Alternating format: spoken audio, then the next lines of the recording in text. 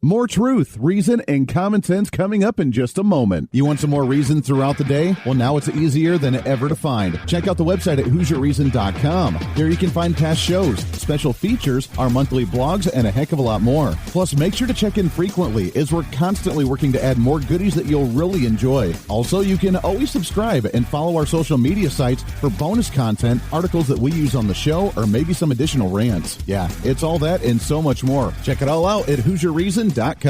There's always that old adage that when something doesn't quite add up in society, they always say to what? Follow the money. And it's nice to see that we're finally starting to just scratch the surface on where that money's actually coming from that's causing so many issues in society. What do I mean by that? Well, we know about some of the funding organizations that have an extreme agenda for the nation, like the George Soros Foundations and the Arabella funding and some of these other networks that fund non-governmental organizations or NGOs and nonprofit organizations that really try to upheave society.